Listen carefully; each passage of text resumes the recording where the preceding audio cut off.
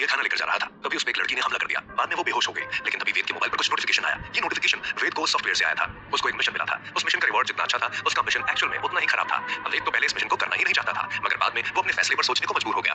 वेद को बहुत सारे जीन कॉन्फ्लिक्ट इनहिबिटर की जरूरत थी। मिशन के हिसाब से वेद को किसी लड़की से फिजिकल रिलेशन बनाना था, वो भी 3 दिन तक। ऐसा मिशन को अगर वेद एक्सेप्ट कर भी लेता तो उसे वो लड़की कहां से मिलेगी? इसके अलावा इस मिशन को 1 घंटे में ही शुरू करना था। वेद सोचता है कि यह नया साल है, अगर मैं कहीं जाकर तलाश करना चाहता हूँ तब भी बहुत देर हो चुकी है। यह सोचकर वेद का दिल अचानक हिल गया और उसने धीरे धीरे अपनी निगाहें उस बेहोश लड़की की ओर घुमाई। वो अभी भी जमीन पर पड़ी थी। वेद उससे अपनी नजरें हटा नहीं पा रहा था। क्या यह पहले से ही एक अच्छा ऑप्शन नहीं है? क्या ऐसा नहीं होगा? क्या हम अभी मिशन पूरा कर सकते हैं? अगर ये लड़की सच में एक दुर्घटना के कारण सड़क पर बेहोश हो गई होती तो शायद वेद के पास ऐसे सोचने का वक्त नहीं होता। लेकिन अब वेद को पता था कि यह लड़की निश्चित रूप से एक विद्रोही लड़की थी जो घर से भाग गई थी और खुद ही इधर उधर भटक रही थी। चूंकि वह इस समय बेघर थी, उसके लिए यह भी अच्छी बात थी। उसे वापस लाकर 3 दिन अपने साथ रहने दिया जा सकता था। एक उचित बहाना खोजने के बाद वेद ने आखिरकार कोई और कॉल नहीं करने का फैसला किया। उसका फैसला तो साफ था, मगर उसके हाथ अभी भी कांप रहे थे। ऐसा लग रहा था कि लड़की अभी बहुत भूखी है और उसकी तबीयत ज्यादा खराब नहीं होगी। इसलिए उसने पहले उसे घर लाने का फैसला किया। अगर उसे पता चला कि कुछ गड़बड़ है तो वह उसे अस्पताल भेज देगा। लड़की का फिगर बहुत अच्छा था और उसका वजन लगभग 52 किलोग्राम होगा। हालांकि जब वेद उसे एक सांस में अपनी पीठ पर बिठाकर घर ले गया, तब भी वह पसीने से लथपथ था। उसके पास और कोई रास्ता नहीं था। अनरीच्ड के जीन को एक्सट्रैक्ट करने के बाद वेद ने अपनी ताकत या सहन शक्ति को थोड़ा भी नहीं बढ़ाया था। वह पहले से ही दिया को बहुत दूर ले गया था, लेकिन अब एक और लड़की उसे ले जाने को मिली थी। ऐसा लग रहा था कि आज वह सच में कई खूबसूरत मुलाकातों से मिला हो। लड़की को बिस्तर पर रखने के बाद वेद फिर फ्रेश होने चला गया। लड़की भूख से तड़प उठी और होश में आ गई। अभी भले ही वेद उसे कुछ खाने के लिए देना चाहता था, लेकिन वह उसे निगल नहीं सकती थी। वेद फिर तुरंत उसके लिए एक कटोरी मीठा पानी लाया। लड़की को उस पर झूमने नहीं देने के लिए वेद बिस्तर पर बगल में बैठ गया। उसने लड़की की भी मदद की, जिससे वह अपने आलिंगन में झुक गई। तभी उसने ध्यान से और धीरे धीरे उसे मीठे पानी का कटोरा पिलाया, लेकिन फिर भी कुछ मीठा पानी लड़की के शरीर पर गिर गया था। वेद ने खाली कटोरा नीचे रखने के बाद उसने तुरंत तौलिया पकड़ लिया और लड़की को उसे पहुंचने में मदद की। मूल रूप से वेद ने इसके बारे में बहुत अधिक नहीं सोचा था, लेकिन इसे आजमाने के बाद उसने अचानक तौलिए के नीचे एक नरम शरीर को महसूस किया। एक लड़की की छाती को इस तरह पहुंचते हुए यह थोड़ा अनुचित लगता है, लेकिन अगर उसने इसे नहीं मिटाया तो चीनी धीरे धीरे उसके कपड़ों में रिस जाएगी। कैसे हो सकता है यह अच्छा हो? और जैसे ही वेद हिचकिचाया, उसने लड़की की लंबी पलकों को 2 बार झपकते देखा। फिर मणि जैसी आंखों की एक जोड़ी धीरे से खुल गई। छोटी लड़की अचानक जाग गई और एक सेकंड के लिए स्तब्ध रह गई। उसके बाद उसने खुद को एक अपरिचित कमरे में पाया, जहां उसके पास एक आदमी ने उसे कसकर पकड़ रखा था। यहाँ तक कि उस आदमी का एक हाथ अभी भी उसकी छाती पर था। कोई लड़की इस तरह की बात कैसे सह सकती है? उसने तुरंत झटके से कहा, कमीने, छोड़ो मुझे। उसके बाद उसने वेद को अपनी पूरी ताकत से दूर धकेल दिया। फिर लुढ़कती और रेंगती हुई वो बिस्तर के किनारे तक जा पहुंची। उसने उसके बाद फिर एक बार छोटा सा ब्लेड निकाला। इससे पहले वो इसे खोलती, उसने वेद का सामना किया और डर से भरे चेहरे के साथ चिल्लाया, तुम बदमाश, मैं तुम्हें मार डालूंगी। वेद जोर से हंसकर शांत हो गया और अपना सिर खुजलाया। धिक्कार है, यह बहुत बड़ी गलतफहमी है। उसने स्पष्ट रूप से उसे अच्छे इरादों से बचा लिया था, लेकिन उसके साथ एक खराब व्यवहार किया गया था। अगर उसने स्पष्ट रूप से नहीं बताया तो यह लड़की उसके घर में रहने की हिम्मत कैसे कर सकती थी? साथ ही अगर लड़की यहाँ नहीं रहने की जिद करती है तो वह उसे पूरी 3 रातों के लिए इस घर में रहने के लिए मजबूर नहीं कर सकता था। वेद इन बातों को समझ रहा था। लड़की को अपने ब्लेड पर एक सावधान नजर से पकड़ते हुए देखकर वेद केवल आत्मसमर्पण में अपना हाथ उठा सकता था और समझा सकता था। उसने कोशिश भी की और बोला, तुम गलत समझ रही हो। मैं तुम्हें यहाँ वापस लाया क्योंकि मैंने देखा कि तुम सड़क पर मरे हुए जानवर की तरह पड़ी थी। यह शायद इसलिए था क्योंकि आपके पास खून में शुगर लेवल नीचे चला गया था। तुमने लंबे समय से कुछ नहीं खाया था, इसलिए तुम्हारा शरीर कमजोर है। इसीलिए मैंने आपको एक कटोरी चीनी का पानी पिलाया और उसमें से कुछ आप पर गिरा दिया। मैं सिर्फ आपके शरीर से चीनी को पहुंचने में आपकी मदद कर रहा था और आपका फायदा उठाने का कोई इरादा नहीं था। वो लड़की एक पल के लिए चौंक गई।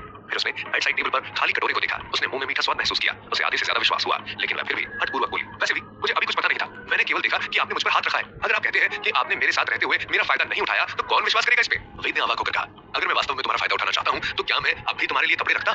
जब लड़की ने यह सुना तो उसने अपने शरीर की ओर देखा। यह देखकर कि उसके कपड़े अभी भी ठीक से पहने हुए थे, उसे अब कोई संदेह नहीं था। उसने अजीब तरह से खंजर को हटा दिया। वेद को माफी मांगते हुए देखा और कहा, हेलो, तो यह तुम ही थे जिसने मुझे बचाया। हालांकि मैं तुम्हें पहले लूटना चाहती थी, मगर तुम तो। जब लड़की ने यहाँ तक कहा तो उसे शर्मिंदगी महसूस हुई और उसने शर्मिंदगी से अपना सर नीचे कर लिया। वेद ने देखा कि लड़की अब नॉर्मल हो गई है। उसने राहत की सांस ली। वह हंसा और बोला, ये कैसी डकैती है? तुम सिर्फ भूखे मर रही हो। चलो, रेस्टोरेंट से जो मैंने खाना पैक किया है वह अभी भी गर्म है। मैं इसे अकेले नहीं खा सकता। चलो इसे एक साथ खाते हैं। इसके साथ ही वेद ने बैग खोल दिया। तुरंत इस छोटे से कमरे की हवा में एक मोहक सुगंध भर गई। लड़की ने सूंघते सूंघते ही तुरंत निगलना शुरू कर दिया। वह सचमुच बहुत भूखी थी। अभी जब उसने मीठे पानी का वह बड़ा कटोरा पिया था, मगर उससे उसकी भूख खत्म नहीं हुई थी। उसे इसकी जरा भी परवाह नहीं थी। अब जब उसने भोजन की सुगंध को सूंघ लिया तो वह उसे कैसे सह सकती थी? इसलिए मैं जल्दी से बिस्तर के किनारे चली गई और देखा कि वेद ने एक-एक करके खाने के डिब्बे खोल दिए थे। वेद का घर ज्यादा बड़ा नहीं था तो सुगंध जल्दी फैल गई। उस भोजन को देखते हुए जो अभी भी गर्म था, उसने लापरवाही से पूछा, ये कितना शर्मनाक है। क्या ये सच में खाने लायक है? वेद अपनी आंखों को घुमाने के बाद कुछ कर नहीं सका। उसने मन ही मन सोचा, अभी इस भोजन के लिए तुमने हमारा रास्ता रोकने और हमें लूटने में भी शर्म नहीं की थी।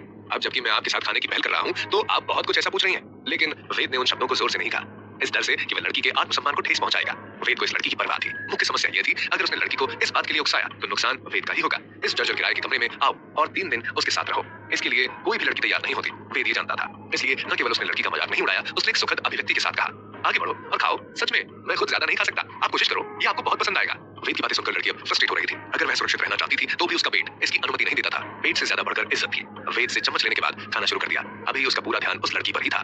धीमा करो। यह देखकर कि लड़की इतनी जोर से खा रही थी, वेद हंसने लगा और बोला, अगर तुम्हें कुछ खाने की भूख है तो अच्छा होगा कि तुम एक ही बार में ज्यादा न खाओ, नहीं तो आपका पेट नहीं पकड़ पाएगा। चलो, क्या तुम्हें कुछ रेड वाइन चाहिए? जैसे ही वेद ने बात की, उसे एक बोतल खोलने वाला मिला और उसने रोस्ट डक शॉप से खरीदी गई फ्रेंच रेड वाइन की बोतल खोली। फिर उसने 2 ग्लास शराब डाली। लड़की शराब की कुछ लालची लग रही थी। यह देखकर उसने आखिरकार किसी हिचकिचाहट के बिना शराब का प्याला स्वीकार कर लिया। फिर उसने उसे अपने हाथों में लिया और कई बार हिलाया। फिर उसे अपने चेहरे के करीब ले गई और सूंघ ली। यह शराब ज्यादा नहीं है, मुझे लगता है कि मुझे अभी कुछ और खाना चाहिए। इसके साथ ही छोटी लड़की ने घृणा के साथ शराब के प्याले को एक तरफ रख दिया। गाइस, चैनल को सब्सक्राइब कर लो, मोर एपिसोड आएंगे अभी। जो भी बंदे वेद को समझ नहीं आ रहा था कि वो कैसे उस लड़की को मना कर सकता था। अगर अभी अभी तो लड़की होश में आई थी, उसे समझ नहीं आ रहा था कि क्या करना है। हालांकि उसे वेद पर पहले से ही शक था कि वो उसका फायदा उठा रहा था। उस लड़की से ज्यादा बुरा लग रहा था वेद को, जो अभी मिशन के लिए फंसा हुआ था। उसे मिशन से ज्यादा उसके रिवॉर्ड पर भरोसा था। बाद में वेद ने उस लड़की को शराब और खाना ऑफर किया। वो भूखी थी और उसने खाना शुरू कर दिया। बाद में फिर वेद ने देखा कि इस लड़की को शराब पीने में कोई दिलचस्पी नहीं। वह सोचता है, शराब की इस बोतल की कीमत मुझे 1000 से अधिक पड़ी थी और वो लड़की उसे नापसंद कर रही है। वेद ने इस खाने पर 800 से अधिक खर्च किए, जिनमें से रेड वाइन की इस बोतल में लगभग 800 से ज्यादा था। उस समय उसे सच में बहुत दर्द हुआ, लेकिन किसने सोचा होगा कि लड़की को ये शराब पसंद नहीं आएगा। वेद उस समय लड़की की हरकत और पसंद को देखकर आराम से अंदाजा लगा सकता था कि ये लड़की कोई मामूली घर से नहीं है। लेकिन अभी वेद को लड़की के बैकग्राउंड का पता लगाने का मूड नहीं था। वह केवल इस लड़की को घर पर रखने का एक तरीका सोच रहा था, और वो भी कम से कम 3 रातों के लिए। लड़की की भूख इतनी बड़ी नहीं थी। हालांकि उसने शुरू में बहुत ही चाव से खाया, फिर भी उसे उस मुकाम तक पहुंचने में देर नहीं लगी जहां वह अब और नहीं खा सकती थी। चम्मच नीचे रखते हुए उसने एक कप पानी पिया जो वेद ने उसके लिए डाला था। फिर वो लड़की खड़ी हो गई और कहा, मेरे पूरे वक्त में मुझे खाना देने के लिए आपका बहुत बहुत शुक्रिया। अगर कभी मौका मिला तो मैं जरूर से इसे चुकाऊंगी। पहले ही बहुत देर हो चुकी है, इसलिए मैं अब आपको और परेशान नहीं करूंगी। इतना कहकर वो वहां से निकलने के लिए तैयार हो गई। ये देखकर कि लड़की अपना पेट भरकर वो लड़की जाने वाली थी, वेद ने असहाय महसूस किया और जल्दी से पूछा, तुम कहां जा रही हो? क्या तुम्हारे पास रहने के लिए जगह है? ऐसा नहीं हो सकता ना कि तुम सड़कों पर सोने जा रही हो। जब छोटी लड़की ने यह सुना तो उसके चेहरे पर अंधेरा छा गया, लेकिन उसने तुरंत एक मुस्कान बिखेरी और कहा, मेरे पास रहने के लिए जगह है, आपको चिंता करने की जरूरत नहीं, मैं अभी जा रही हूं। यह देखकर कि लड़की दरवाजे पर चलने वाली थी, वेद घबरा गया और लड़की से उसका रास्ता रोकने के लिए खड़ा हो गया और बोल पड़ा, आप क्या कर रही हो? वेद के चेहरे पर परेशानी साफ देखी जा सकती थी। यह देखकर कि वेद ने उसे जाने नहीं दिया है, लड़की के हाव भाव तुरंत बदल गए। वेद ने इसे महसूस किया और बोला, तुमने मेरा खाना खा लिया, मेरी शराब पी ली और अंत में मुझे थोड़ा सा भी कुछ नहीं मिला। क्या यह बहुत बेईमान इंसान की पहचान नहीं है? छोटी लड़की ने फुसफुसाया, क्या मैंने आपको पहले से नहीं बताया था? मैं आगे कभी आपको खाने के लिए निश्चित रूप से चुकाऊंगी। कल किसने देखा है? वेद ने तिरस्कार में कहा, अगर आप आज जाती हैं तो मैं आपको कल कैसे तलाशूंगा? मुझे यकीन है आप फिर नहीं दिखने वाली। इस तरह की झूठी वादी का क्या फायदा है? मुझे अभी आपको क्या देने की जरूरत है? आप मेरे साथ क्या करने जा रहे हो? वेद के स्वर को सुनकर लड़की ने स्वाभाविक रूप से सोचा कि वेद कुछ ऐसा करने जा रहा है जो उसके लिए जानवर से भी बदतर है। उसने डर के मारे अपने सीने को अपने हाथों से ढक लिया और पीछे हटते हुए उसने उसका खंजर निकाल लिया। वेद ने जोर से हंसते हुए कहा, आपको इतना डिफेंसिव होने की जरूरत नहीं है। मेरा मतलब, मैं चाहता हूं कि आप कुछ दिनों तक मेरे घर के काम को संभाल लें, सिर्फ घर के काम और कुछ नहीं। मैं आपको खाना और रहने की जगह दे सकता हूं, इसके बदले मुझे करना क्या होगा? लड़की ने लापरवाही से पूछा, आप मेरे घर को साफ करने, मेरे कपड़े धोने और इन कुछ दिनों में खाना बनाने में मेरी मदद कर सकती हैं। बेघर होने से तो बेहतर ही है। वेद की ये बातें सुनकर लड़की हिल गई। दरअसल वह किसी अजनबी के घर में नहीं रहना चाहती थी, इसलिए उसने दावा किया कि उसके पास रहने के लिए जगह है। लेकिन हकीकत में पिछले 2 दिनों से वह एक खंडर में रह रही थी। टूटे हुए घर में न दरवाजा, न खिड़कियां और हवा नहीं आती थी। रात में बहुत ठंड थी, वहां बहुत सारे चूहे भी दौड़ते थे। कल रात ही की बात है, जब उस लड़के ने एक मोटा चूहा अपने शरीर पर बिजली की गति से रेंगते हुए देखा तो वह लगभग डर से बेहोश हो गई। भले ही वेद का किराए का अपार्टमेंट भी जर्जर था, लेकिन पिछले 2 दिन से वह जिस जगह पर रुकी थी उसकी तुलना में यह स्वर्ग जैसा था। अगर वो कुछ दिन यहाँ रह सकती थी तो ये उसके लिए बुरा ऑप्शन नहीं था। हालांकि वह जानती थी कि वह सुंदर और भयावह है। उसने बहुत से लोगों को देखा था कि उसे देखकर वो इस तरह करते थे कि जैसे वो उसे पूरा निकलना चाहते हो। ऐसे में वह किसी अजनबी के घर में रहने की हिम्मत कैसे कर सकती थी? भले ही वेद का उसके प्रति कोई बुरा इरादा नहीं था, उसने उसे बचाया और उसे बहुत स्वादिष्ट चीजें दी। हालांकि उसने नहीं सोचा था कि वह दूसरों पर अधिक बकाया होगा। अगर ऐसा होता तो उसे आगे घर लौटने में बहुत मुश्किल होती। वेद के सुझाव ने उसकी आंखों को हल्का कर दिया। वो लड़की सोच रही थी, हाँ मैंने खाना खा लिया और पी भी लिया, लेकिन अगर मैं उसे किसी काम में मदद कर सकती हूँ तो क्या उससे उसकी भरपाई नहीं होगी? साथ ही उसे अब उस बेकार सी जगह पर रहने की जरूरत भी नहीं थी। लेकिन जब लड़की ने कमरे के चारों ओर नजर दौड़ाई तो वह अचानक गूंगी हो गई। उसने वेद को दयनीय रूप से देखने के लिए अपना सिर घुमाया और कहा, एक दिक्कत है, मैं अपना कमरा साफ नहीं कर सकती, मैं अपने कपड़े भी नहीं धो सकती और तो और मैं खाना नहीं बना सकती। हमें क्या करना चाहिए? तुम कुछ भी करना नहीं जानती हो? लड़की को चूजे की तरह सिर्फ खाना आता था। ये सोचकर वेद अवाक रह गया। शायद लड़की ने सोचा कि ये सब बोलकर वो वहां से निकल जाएगी। वेद ने खुद को संभाला और उससे कहा, ये ठीक है, अगर आप कहती हैं आप खाना बनाना नहीं जानती हैं, इन दिनों बहुत सारी लड़कियां नहीं जानती हैं खाना बनाना, लेकिन क्या कपड़े धोने में भी कोई स्किल चाहिए क्या? या घर की सफाई के लिए भी कोई स्किल सेट होता है? वेद की बातों को सुनकर लड़की एकदम खामोश खड़ी थी। वेद उसके जवाब का इंतजार कर रहा था, लेकिन फिर उसने सोचा, अगर ये लड़की सच में एक अमीर और शक्तिशाली परिवार से आती है तो उसके घर में कई काम करने के लिए लोग होंगे और शायद सच में उसने ये सब नहीं किया होगा कभी। बड़ी मुश्किल से वेद ने आखिरकार लड़की को रहने के लिए एक कारण ढूंढ लिया और वो आसानी से हार नहीं मानना चाहता था। उसने कहा, इसे कोई फर्क नहीं पड़ता, मैं तुम्हें सिखा दूंगा। देखो, एग्जाम्पल के लिए कमरे को साफ करो, आपको बस इतना करना है कि फर्श और मेज पर लगे कूड़े को कूड़ेदान में डालना है, फिर थोड़ी मेहनत के साथ फर्श को पोंछ दे। बाद में इसमें और ज्यादा क्या करना है, गंदे कपड़े दूर करके वॉशिंग मशीन में फेंक दो। क्या ये नहीं हो सकता आपसे? कपड़े धोने के लिए यह और भी आसान है। आपको बस उन कपड़ों को रखना है जिन्हें आप धोना चाहते हैं, बॉक्स में कुछ वॉशिंग पाउडर डालें, ढक्कन बंद करें और एक बटन के साथ आपका सारा काम हो जाएगा। यहाँ बहुत सारे बटन हैं, पर इसके बारे में चिंता करने की कोई जरूरत नहीं। कपड़े धोने और उन्हें सूखने के लिए लटकाने के बाद यह ठीक रहेगा। क्या ये आसान नहीं है? वो लड़की वेद के दिए गए ज्ञान को अपने दिमाग में प्रोसेस करने की कोशिश कर रही थी, मगर वेद की बात अभी खत्म नहीं हुई थी। जहां तक खाना बनाने की बात है, मुझे उसके बारे में ज्यादा जानकारी नहीं, इसलिए मैं आपको नहीं सिखाऊंगा। सबसे खराब सिचुएशन में हम सब बाहर जाकर खा सकते हैं या टेक अवे खाना भी ऑर्डर कर सकते हैं। हालांकि वेद लंबे समय तक अकेले रहा था, लेकिन वह सच में खाना बनाना नहीं जानता था। और जबकि उसे अमीर माना जा सकता था, वह शायद हर दिन इंस्टेंट नूडल खाना पसंद नहीं करेगा। इस तरह उसने भविष्य में बाहरी दुनिया के खाने से दूर रहने का फैसला किया था। जैसा कि वेद ने लड़की को समझाया था, उसने काम के लिए हामी भर दी। लड़की आज्ञाकारी रूप से वेद के पीछे पीछे चलती थी। वेद जो भी काम करता, उसे याद रखने की कोशिश करती। काम करते करते लड़की ने वेद से कहा, सुनो, मुझे याद है कि मेरे परिवार ने जिस दाई को काम पर रखा था, उसे खाना और घर के अलावा भी 50,000 मिलता था। इसलिए अगर मैं आपकी मदद करूंगी घर का काम करने में, क्या आप मुझे कुछ पैसे भी दे सकते हो? ज्यादा नहीं, बस 40,000 लूंगी। वेद को अचानक श्राप देने की इच्छा हुई। ये कैसी दाई थी? उसे सच में एक महीने में इतना ज्यादा चाहिए था। वो जानता था कि ये रकम बड़ी कंपनियों के सफेदपोश कर्मचारियों से भी अधिक था। क्या ऐसा हो सकता है कि उनके परिवार ने जिन दाई को काम पर रखा था, वो सभी मास्टर थी? लेकिन वेद ने नहीं सोचा था कि लड़की झूठ बोल रही है। वह केवल इतना कह सकता था कि इस लड़की का बैकग्राउंड उसकी सोच से परे था। वेद ने अपने दांत पीस लिए और कहा, जब तक तुम यहाँ काम कर रही हो, मैं तुम्हें 10,000 से अधिक नहीं दे पाऊंगा। क्या ये ठीक है? लड़की को यहाँ रखने के लिए वेद ये जोखिम उठाने को तैयार था। यहाँ तक कि अगर उसे ईस्ट मॉर्निंग ग्रुप में काम करने के लिए सालाना काम पर रखा जाता, तो उसे हर महीने केवल 30,000 का वेतन मिलना था। वेद के लिए 10,000 भी बहुत ज्यादा था, क्योंकि उसे अभी अपने लिए भी पैसे चाहिए थे। वेद को लड़की के सवाल पर हंसी भी आ रही थी। अगर वेद 40,000 दे सकता, तो क्या वो ऐसी जगह में रहता? वेद और उस लड़की ने अपना खाना खत्म कर लिया। उसके बाद वो लड़की वेद को अलविदा कहना चाहती थी, मगर वेद जानता था कि अगर वो चली गई तो उसका पूरा प्लान खराब हो जाएगा। उसने खाने का नाम लेकर उस लड़की को रोकना चाहा। बाद में वेद ने घर के काम और रहने के लिए एक सेफ ऑप्शन से उस लड़की को रोक लिया। बाद में वेद ने उस लड़की को घर का काम समझाना शुरू कर दिया, क्योंकि उसे कुछ भी नहीं आता था। काम करते हुए उस लड़की ने वेद को बताया कि उसके घर की दाई को उसके घर में पैसे भी मिलते थे। बाद में उसने वेद से कुछ पैसों की भी उम्मीद रखी। खैर, वो उम्मीद बहुत ज्यादा थी। वेद सोच रहा था कि उसने इस लड़की को रहने और खाने के लिए पहले ही एक बड़ी रियायत दे दी थी, लेकिन वो उसके लिए अभी भी काफी ही था। वेद ने उसे रोकने के लिए उसे 10,000 का ऑफर दिया। उस लड़की ने अपना सिर नीचे किया, एक पल के लिए सोचा और कहा, ठीक है, भले ही हर मंथ 40,000 नहीं तो 10 ही सही। ठीक है, थोड़ा कम है, बट इट्स ओके। आप जानते हैं आपके यहाँ का लिविंग स्पेस बहुत खराब है, लेकिन तुमने मुझे पहले बचाया है, मैं ज्यादा नहीं बोलूंगी। चलो एक डील करते हैं, आज से मैं तुम्हारे घर का काम करूंगी। वेद मन ही मन मुस्कुरा रहा था। उसके साथ लड़की एक मालकिन की तरह थी जो अपने एरिया में गश्त कर रही थी। वह उस छोटे से घर के चारों ओर घूमी, जो ज्यादा बड़ा नहीं था। अपनी बात समाप्त करने के बाद उसने मुंह फेर लिया और कहा, आपके घर में केवल एक कमरा है, फिर हम कैसे एक साथ रह सकते हैं? वेद खामोशी से उसे सुन रहा था। वेद के मन में तो कुछ और था, पर उसने अपनी बात अपने तक ही रखी। फिर हंसा और बोला, ओ, हम तो बस यही कर सकते हैं। तुम आज रात बिस्तर पर सो जाओ, मैं बस एक पलंग बना देता हूँ और यह ठीक हो जाएगा। इस वाक्य को कहने के बाद वेद सच में खुद को 2 बार थप्पड़ मारना चाहता था। क्या ये शर्मनाक नहीं है? मैं एक नौकर थी, वो उसे काम पर रख रहा था। क्या कहीं भी नौकर के लिए कोई मालिक बिस्तर लाता है? मजबूरी जो न करा दे। वेद भी ऐसी ही मजबूरी में गिर गया था। पता नहीं ये सॉफ्टवेयर उसे क्या क्या कराएगा। मालिक के रूप में उसे उस लड़की के लिए बिस्तर छोड़ना पड़ा और फर्श पर सोना पड़ा। तो ऐसा ही लड़की ने बहुत ही लापरवाही से कहा। आखिर एक आदमी और औरत का एक ही कमरे में रहना कितना मुनासिब नहीं था। हालांकि घूमने के बाद उसने महसूस किया कि बेडरूम के अलावा केवल एक बाथरूम था। वह शायद वेद को सोने के लिए बाथरूम तक नहीं ले जा सकती थी। उसका इतना हक नहीं था वेद पर। सबसे जरूरी बात यह थी कि अगर ऐसा होता तो उसके लिए रात में बाथरूम जाना एक बहुत बड़ा सवाल हो जाता। इसलिए लड़की केवल तिरस्कार से इसे मान गई। वेद की व्यवस्था उसे पसंद नहीं आई थी। फिर वो लड़की बिस्तर पर बैठ गई। उसने अपने हाथों से कुछ बार दबाया, फिर भौंहों के साथ कहा, यह बिस्तर बहुत बेकार है, मुझे यहाँ सोने की आदत नहीं है। तुम एक बेहतर गद्दा क्यों नहीं ले आते मार्केट से? अच्छा, ऐसी बात है। वो लड़की के स्वार्थ से बहुत परेशान था। वो लड़की हर बात में वेद को कुछ ऐसा बता रही थी कि उसने वेद को खरीद लिया है। वेद को आज तक इसी बिस्तर पर नींद आई थी। ऐसा क्या खराब था इस बिस्तर में? हालांकि लड़की ने जो कहा उससे सुनने के बाद वेद को गुस्सा नहीं आया। हाँ, वो थोड़ा परेशान था। छोटी लड़की ने गंभीर भाव के साथ कहा, अरे हाँ, घर का सामान भी लाना होगा ना, मुझे एक ब्रांडेड गद्दा चाहिए। नॉर्मल पर मैं सो नहीं पाऊंगी, ठीक है, लेकिन आपका बिस्तर थोड़ा बहुत छोटा है और मुझे डर है कि यह फिट नहीं होगा। कैसे रहेगा अगर आप बिस्तर को एक नए से क्यों नहीं बदल देते? लकड़ी के बिस्तर बहुत मिलते हैं बाजार में।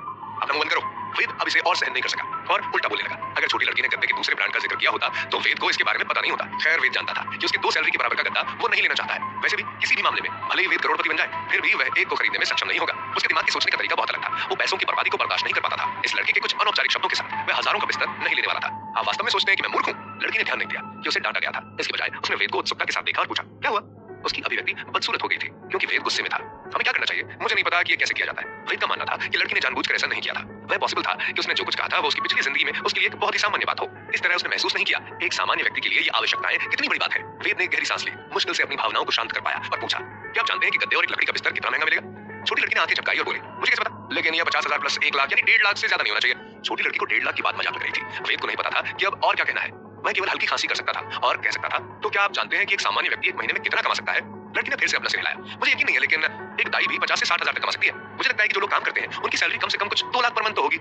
वेद वास्तव में लड़की के चेहरे पर थपथपाना चाहता था। वेद सोचता है कि या तो इस लड़की के दिमाग में पानी भर गया है या गोबर। शायद ये मंगल ग्रह से आई है। इसके हिसाब से ये इंडिया नहीं अमेरिका होना चाहिए, मगर वहां भी एक साधारण काम करने वाले को इतना नहीं मिलता होगा। हालांकि वेद अपने दिल में बहुत गुस्से में था। उस शापित मिशन के लिए वह केवल अपने गुस्से को दबा सकता था। वेद ने अपने गुस्से को नहीं दिखाया। उसने धैर्यपूर्वक लड़की को समझाया। जब लड़की को पता चला कि सबसे निचले स्तर का कार्यकर्ता शायद एक महीने में 15,000 से भी कम कमा सकता है, तो वो चौंक गई। लेकिन उसने अपनी आंखें खोलकर देखा, जैसे कि उसने एक भूत देखा हो। उसकी जानकारी के लिए शायद उसका दिमाग कभी छोटा था। वह ऐसे हाल में कैसे अकेली जीवित रह सकती थी? फिर जब उसे पता चला कि वेद का मंथली इनकम पहले ही 15,000 से कम था, तो वह थोड़ी देर के लिए चुप हो गई और फिर कहा, तुम इतना कम पैसा कमाते हो तो तुमने मुझे 20,000 का वादा कैसे और क्यों किया? क्या तुम मुझसे झूठ बोल रहे हो?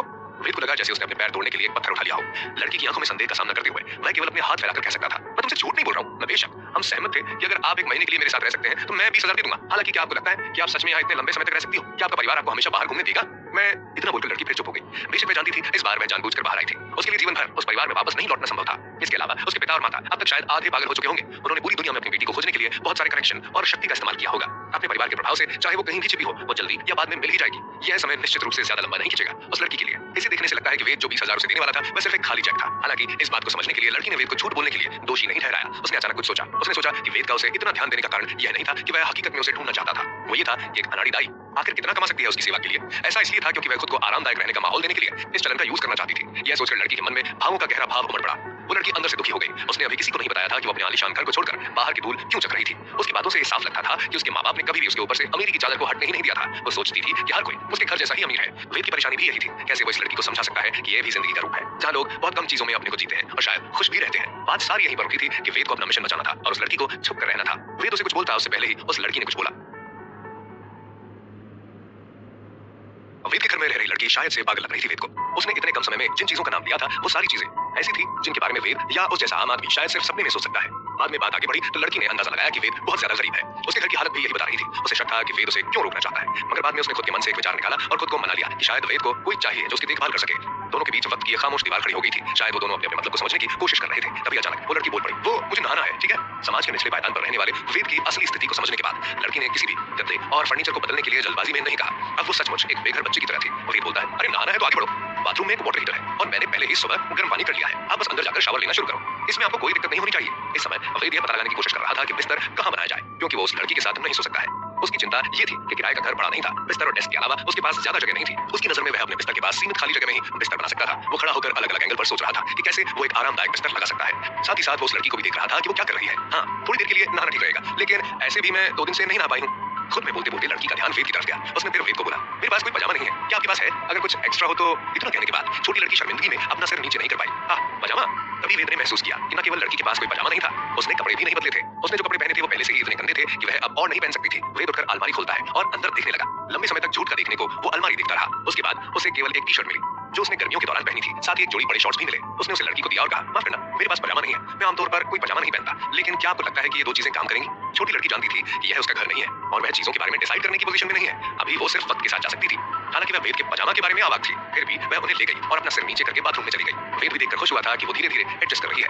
कुछ देर बाद बाथरूम में पानी के छींटे पड़ने की आवाज सुनाई दी। यह आवाज सुनकर वेद का दिल जोर जोर से धड़क उठा। यह पहली बार था जब उसके घर में बाथरूम में कोई लड़की नहा रही थी। वह जानता था कि बाथरूम के दरवाजे का ताला बहुत पहले से टूटा हुआ था। अगर वह अब कुछ बुरा करना चाहता है तो वह सिर्फ दरवाजा खोलता और जो चाहे कर सकता है। जरा सोचिए, वो लड़की कितनी भी सावधान क्यों न हो, उसे नहाते समय अपने साथ चाकू नहीं मिलेगा। बेशक वेद केवल इसके बारे में सोच रहा था। वह इस हद तक नीचे नहीं गिरा था कि उसे एक लड़की के खिलाफ बल प्रयोग करने की आवश्यकता होगी। भले ही वह उस उम्र में था जब उसका खून जोरदार था और इस उम्र में कोई भी ऑपोजिट सेक्स के लिए आगे बढ़ सकता था। उसके मन में बुरे विचारों को जल्दी से दबाने से पहले उसके पास केवल एक पल के लिए एक उत्तेजना थी।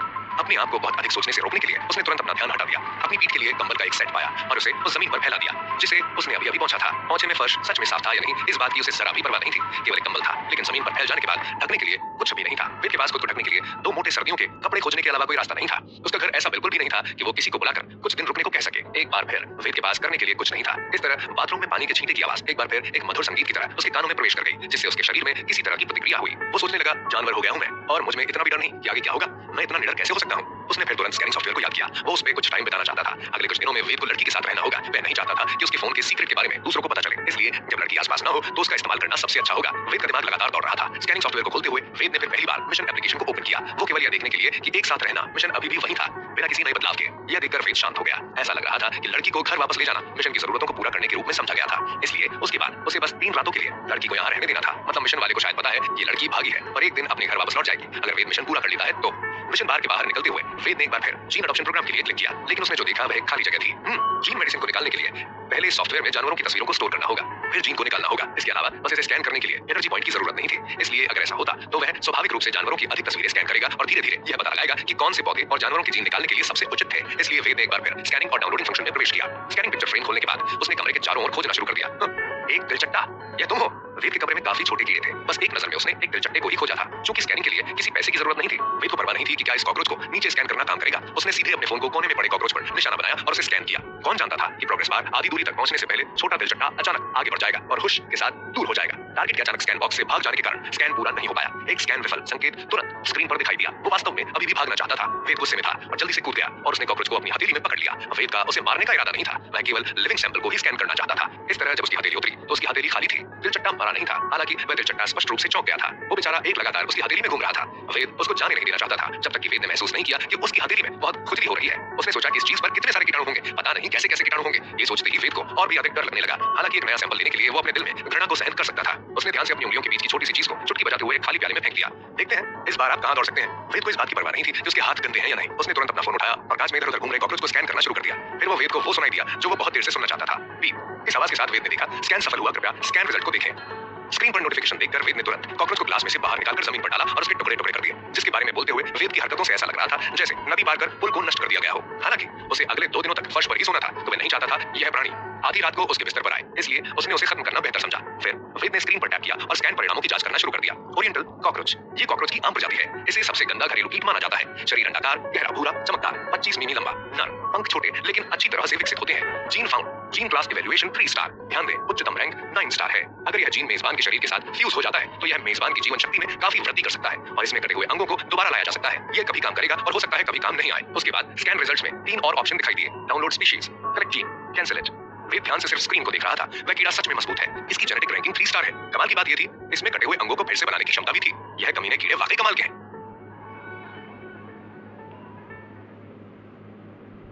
वेद ने अपनी मेहमान को बाथरूम का रास्ता दिखाकर उसे अपने पास से हटा दिया। दरअसल वेद को उसका सॉफ्टवेयर यूज करना था और वो उसे लड़की के सामने नहीं यूज करना था। आखिरकार ये उसका सबसे बड़ा सीक्रेट था जो वो आसानी से किसी के साथ भी शेयर नहीं करना चाहता था। उसने एक बार एक कॉकरोच के जीन को देखने के लिए डाउनलोड किया था। उसे समझ नहीं आ रहा था कि वो क्या करे, क्योंकि कॉकरोच के पास शरीर के अंगों को फिर से जनरेट करने की बात थी। इसे देख वेद अपने सोच में खो गया था। ये सोचना बहुत मुश्किल है, एक गंदे से कीड़े के पास ऐसा कुछ भी हो सकता है। वेद ने आह भरी, लेकिन कुछ ही समय बाद उसे याद आया, मुझे लगता है कि कोई व्यक्ति कह रहा है कि कॉकरोच की जीवन शक्ति बहुत ज्यादा होती है। अगर उसका सिर काट भी दिया जाए तो भी वह 90 दिनों तक और जीवित रह सकता है। यह बात गनीमत है कि यह थोड़ा छोटा था, नहीं तो मानव शरीर जितना बड़ा होता तो ठीक नहीं होता। वेद समझ रहा था कि अगर वो जीन का 3 स्टार सैंपल निकालना चाहता है तो उसे बहुत सारे एनर्जी पॉइंट की जरूरत होगी, क्योंकि वेद के बैंक खाते में केवल 1 लाख या उससे भी कम बचा था। यह रकम इस जीन के एक और हिस्से को निकालने के लिए शायद पूरी नहीं थी। इसके अलावा वेद को अभी जिस चीज की सबसे ज्यादा जरूरत थी वह जीन जो कॉकरोच की ताकत को बढ़ा सकता था। इसलिए भले ही उसके बैंक खाते में पूरे पैसे न हो, लेकिन वो फिलहाल इस कॉकरोच के जीन पर नहीं सोचेगा, क्योंकि इस कॉकरोच के जीन इतने शक्तिशाली थे। इसलिए इस स्कैन की गई इमेज को पीछे छोड़ना और आगे सही समय आने पर डाउनलोड करना अच्छा था। ये वेद के लिए बहुत जरूरी था। वेद ने अपना सिर हिलाया। जैसे ही वह पेज से बाहर निकलने वाला था उसने अचानक डाउनलोड स्पीशीज का ऑप्शन देखा। वो सोच में पड़ गया, स्पीशीज डाउनलोड करें, इस फंक्शन का क्या यूज है? मैं हीरे के गहने डाउनलोड करता हूं जिसे मैं पैसे के लिए बेच सकता हूं। अगर मैं कीड़ों को डाउनलोड करता हूं तो इसका क्या फायदा होगा? हाँ, अगर ये किसी कुत्ते या बिल्ली को डाउनलोड करता हूं तो शायद उसे पालतू बनाकर रख सकूं, लेकिन यह कॉकरोच को डाउनलोड करने से क्या फायदा? यह सही नहीं है। इस सॉफ्टवेयर का स्कैनिंग फंक्शन बहुत पावरफुल है। वेद को इसका अंदाजा नहीं था कि डेवलपर ने इस तरह का ऑप्शन क्यों दिया है। फिर ये डाउनलोड करने का क्या फायदा? कॉकरोच, इस बारे में सोचते हुए वेद ने स्पीशीज डाउनलोड ऑप्शन को क्लिक किया। बाद में एक नया डायलॉग बॉक्स आया। इस बार 15 एनर्जी पॉइंट कंज्यूम होंगे। क्या आप डाउनलोड जारी रखना चाहेंगे? यह केवल 15 एनर्जी पॉइंट है, इसलिए ये महंगा नहीं। वेद ने ज्यादा सोचा नहीं और अपनी उंगली से दबा दिया। तभी उसे अचानक एहसास हुआ, अभी उसने सोचा कि 15 एनर्जी पॉइंट महंगे नहीं थे, जो कि उस 1000 एनर्जी पॉइंट की तुलना में था जो उसने पहले जीन को निकालने पर खर्च किया था। हालांकि समस्या थी, यह एक जीन एक्सट्रैक्टर नहीं था, यह सिर्फ एक कॉकरोच की एक प्रति है जो बेकार हो सकती है। यह 15 एनर्जी पॉइंट खर्च करना उसके 1500 रुपए खर्च करने के बराबर था। एक छोटे से कॉकरोच के लिए 1500, क्या ये वाकई में ज्यादा बड़ी बात नहीं थी? यह देखते हुए कि डाउनलोड प्रोग्रेस बार पहले ही बढ़ना शुरू कर चुका है, वेद ने अभी भी इस ऑप्शन को कैंसिल करने की कोशिश की, यह देखने के लिए कि क्या वह अपने 1500 रुपए के साथ कुछ कर सकता है या नहीं। उसे उसका पैसा चाहिए था बस। रिजल्ट को देखकर वेद निराश हो गया। वेद ने चाहे कितनी भी कोशिश की हो, स्क्रीन पर प्रोग्रेस बार तब तक आगे बढ़ती रही जब तक कि वह अंत तक नहीं पहुंच गई। एक हल्की सी आवाज के साथ एक छोटी सी चीज जो बिल्कुल कॉकरोच के समान दिखती थी, जिस पर वेद ने पहले कदम रखा था, पतली हवा से बाहर निकली और जमीन पर गिर गई। उसे देख वेद ने बोला, धिक्कार है, वह अपनी मौत के लिए नहीं गिर सकता था क्या? इस बार वेद ने बिस्तर पर अपने फोन के साथ ध्यान नहीं दिया और बस वहीं खड़ा रहा। अचानक दिखाई देने वाली छोटी चीज करीब 1 मीटर से अधिक की ऊंचाई से गिरी थी। अगर यह जीन मेडिसिन की बोतल होती तो उसका टूटना तय था। खैर, नन्हा कॉकरोच गिरने के बाद हिल नहीं पा रहा था। वह अनजान था कि क्या यह हकीकत में अपनी मौत के लिए गिरा था। हे भगवान मेरे 1500, क्या आपको इस गरीब पर तरस नहीं आया? वेद भगवान से शिकायत कर रहा था। हालांकि वेद ने नहीं सोचा था कि यह कॉकरोच उसके लिए किसी काम का होगा, लेकिन अगर यह किसी काम का नहीं भी था तब भी यह कुछ ऐसा था जिसे बनाने में उसने 1500 रुपए खर्च किए थे। वेद अब उस कॉकरोच को देख रहा था। उसने उसकी तरफ अजीब सी शक्ल बनाकर बोला, नमस्ते, क्या तुम मर चुके हो? फिर वो नीचे बैठ गया और अपनी उंगलियों का इस्तेमाल करके छोटे कॉकरोच के शरीर को हल्के से छू लिया। यह देखकर कि उस छोटी सी चीज पर अभी भी कोई प्रतिक्रिया नहीं हुई, वह मदद नहीं कर सका, लेकिन और भी उग्र हो गया और कहा, अगर ये मरा नहीं है तो इसे 2 बार छूना चाहिए। वेद के बोलने के बाद जैसे ही वह बाहर पहुंचने और छोटी चीज को देखने के लिए पकड़ने वाला था, उसने वास्तव में इसकी उम्मीद नहीं थी। इस समय छोटा कॉकरोच अचानक से 2 बार कूद गया और फिर लेट गया। फिर वो बिल्कुल भी नहीं हिला। वह नहीं मरा है, यह सच में 2 बार कूदा। क्या यह कॉकरोच मेरे शब्दों को समझ सकता है? जब उसने इस उम्मीद के बारे में सोचा तो पहले वेद की खोपड़ी सुन्न महसूस हुई, लेकिन फिर उसकी आंखें चमक उठी। हालांकि यह सिर्फ एक छोटा कॉकरोच था, भले ही वह वेद के शब्दों को समझ सकता था और पूरी तरह से उसके ऑर्डर को फॉलो कर सकता था, फिर भी यह किसी काम का नहीं होना चाहिए। वेद ने सोचा, अगर वो स्कैनिंग सॉफ्टवेयर का यूज करके डाउनलोड किए गए सभी जानवरों को इस कॉकरोच की तरह अपने ऑर्डर दे सकता है। इसके लिए वो बड़े और खूंखार जानवरों को डाउनलोड कर सकता है। वैसे भी जो अभी वेद के सामने हो रहा था वो भी कम खतरनाक नहीं था। अगर कोई इंसान ऐसा कर लेता तो क्या कुछ नहीं कर सकता था। वेद ने अपनी दादी मां से बहुत सारी ऐसी कहानियां सुनी थी जिसमें इंसान ने जानवर को कंट्रोल करके बहुत सारे काम कराए थे। यह पुष्टि करने के लिए कि क्या छोटा कॉकरोच केवल एक संयोग था, वेद ने लगातार छोटी कॉकरोच को नियंत्रित करना शुरू कर दिया। आगे पीछे बाएं मुड़े, दाएं मुड़े, साथ चले। ऐसा लगता है कि वेद इस पर विचार नहीं कर रहा था। यह छोटा कॉकरोच वास्तव में बहुत आज्ञाकारी था। यह हकीकत में हर उस शब्द को समझ गया था जो वेद ने बोला। एक ताल खोए उस दिशा की ओर चलते हुए कहा था। वेद यही तो चाहता था। यह नहीं जानता था कि यह कैसे पता चलता है कि कौन सा पक्ष बाईं ओर था और कौन सा दाहिना पक्ष था। वेद के पास खेलने के लिए बहुत अच्छा समय था और वह अपना आदेश बदलना भूल गया। उसने छोटे कॉकरोच को बिस्तर के नीचे रहने दिया। मेरे 1500, इसे मत खोना तुम। वेद ने अपने नए दोस्त का नाम 1500 रखा था। यह देखकर कि छोटा कॉकरोच गायब हो गया था उसकी नजरों से, वेद घबरा गया। जैसे ही वह उसे खोजने के लिए बिस्तर पर लेटने ही वाला था कि अचानक उसे अपने मन में एक अजीब दृश्य दिखाई देने लगा। एक घिसा पिटा सूटकेस, एक बड़े स्क्वायर जितना बड़ा लग रहा था और ढेर सारी धूल से ढकी प्लास्टिक की चप्पलों का एक जोड़ा। ऐसा लग रहा था जैसे ये दो विशाल जहाज हों। क्या हो रहा था? वेद थोड़ा चौंक गया। फिर उसने अपने सिर पर जमकर प्रहार किया। वो समझ नहीं पा रहा था कि क्या हो रहा है। जब भी वो आंखें बंद कर रहा था उसे ऐसी चीजें दिख रही थी। पुरानी चप्पल, क्या ये वो नहीं था जो उसने बिस्तर के नीचे रखा था? और ये दो चीजें वास्तव में इतनी बड़ी क्यों लग रही थी? वेद को कुछ देर बाद समझ आया कि ये कॉकरोच का नजरिया है। उसने जिस कॉकरोच को डाउनलोड किया था उसकी नजर और वेद की नजर एक जैसी थी। जो वो देखेगा वो वेद को दिखेगा। क्या बात है, ये मजेदार होगा। किसने कहा कि यह छोटा कॉकरोच बेकार था? यह छोटा दोस्त बहुत काम का है। वाह, मजा आ गया। ये सोचकर वीर मदद नहीं कर सका, लेकिन उत्साह में नाचने लगा। हालांकि इस तरह उछाले जाने के बाद उसके दिमाग में जो चमत्कारी छवि उभरी वह अचानक गायब हो गई। इसे देखने से लग रहा था कि छोटे कॉकरोच के साथ अपनी आंखों को साझा करना बहुत मुश्किल था। वेद ने फिर से अपने दिमाग पर ध्यान केंद्रित करने की कोशिश की और कल्पना की कि छोटा कॉकरोच कैसा दिखता है। बहुत जल्दी छोटे कॉकरोच ने जो इमेज देखी वह एक बार फिर उसके दिमाग में आ गई, लेकिन बाद में वेद ने बात नहीं की और केवल छोटे कॉकरोच को घुमाया और अपने विचारों के साथ बिस्तर के नीचे से कर दिया। उसे यह जानकर सुखद आश्चर्य हुआ कि यह कदम सच में अच्छा था। जैसे ही उसने इसके बारे में सोचा कि छोटा कॉकरोच उसकी इच्छा के अनुसार काम करेगा, इससे कोई यह देख सकता है कि नन्हा कॉकरोच और इसके बीच एक आध्यात्मिक संबंध था, न कि इसलिए कि नन्हा कॉकरोच इंसान की भाषा को समझ सकता था। वह जानता था कि इस तरह वो इस छोटे से कॉकरोच को पूरी तरह से एक जासूस के रूप में ढाल सकता है। अगर उसे कुछ सीक्रेट जगह को सर्च करना हो तो ये छोटा सा दोस्त बहुत काम का हो सकता है। इन सबसे पहले उसे बहुत अच्छे तरीके से समझना पड़ेगा दोनों की बॉन्डिंग कैसे काम कर सकती है। बेशक अगर वेद कुछ ऐसा देखना चाहता है जो एक बच्चे को नहीं करना चाहिए तो वह इस छोटे से दोस्त को अपनी आंखों की जगह लेने दे सकता है। वेद ने अचानक से सोचा कि अगर बाथरूम की तरफ इसे भेज दिया गया तो उसकी आंखें मदद नहीं कर सकेंगी, लेकिन एक रोशनी के साथ चमक उठी।